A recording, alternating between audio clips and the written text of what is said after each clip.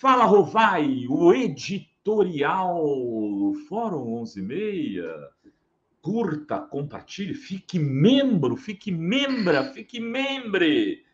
Aproveite que a Fórum é nossa, que a Fórum é sua. E quando você tem um veículo de comunicação independente, progressista, que fala a sua voz, apoie. Não fique com essa história de gastar dinheiro com um veículo que só fala mal daquilo que você pensa. Gente, é o seguinte, falando em falar, vejam que esse final de semana, as especulações sobre um novo depoimento do Adélio ganharam muita força. O Bolsonaro mudou os delegados que estavam no caso, a equipe que estava cuidando do caso Adélio. O Bolsonaro sugeriu há 4, 5 dias atrás, aí já passou o prazo, viu, Bozo? Passou o prazo que você deu, que eram 4 dias, que ia ter uma revelação que mudaria as eleições. E o Degar de Anjo, uma das mais brilhantes jornalistas desse país, cuja família foi devastada pela ditadura militar e pelas armações dos militares, pela crueldade dos militares, avisou que pode estar havendo um plano Cohen Tabajara no Brasil, organizado pela família. E o Anonymous, também ontem, falou que teria informações. Vamos ser mais específicos. Um perfil do Anonymous, que é Anonymous Vidades, que é um perfil que às vezes acerta, às vezes erra. Então aqui ninguém está falando. O Rovai disse que o Anonymous disse. O Rovai não está dizendo nada disso. O Rovai está dizendo o que circulou nas redes. E entre essas coisas, circulou o Anonymous dizendo que teria um novo depoimento do Adélio, onde ele culparia a campanha do Haddad pela facada no Bolsonaro. Bom, se é verdade ou não o que o Anonymous disse, o que a Hildegard levantou, hoje o Bolsonaro colocou um vídeo nas suas redes sociais de um momento em que um vídeo inédito do momento em que ele teria sofrido a facada. Se é mentira que o Adélio mudou o depoimento, se não é verdade, se não se confirma, o que é muito estranho é que o Bolsonaro esteja pegando carona nessa história para criar mais suspense em relação ao caso. Uma Sinara Menezes disse aqui, isso coloca ainda mais desconfiança em relação ao processo da facada.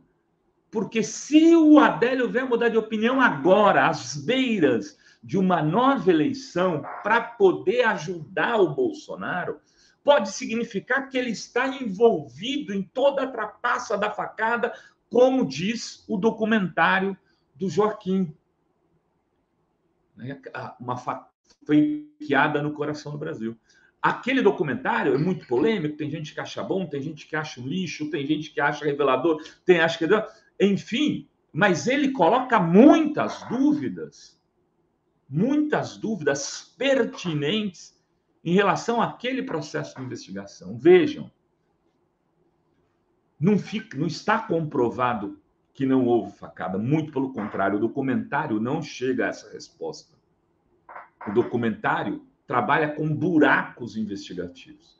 Seria muito improvável, inclusive, que essa facada fosse inverídica pela quantidade de pessoas que teria que envolver. A tese do nosso doutor Marcos Caseiros é que uma facada aconteceu. A questão é qual a gravidade que pode ter sido dessa facada e quanto isso pode ter sido levado para se tornar um caso muito maior do que seria para poder facilitar a eleição do Bolsonaro.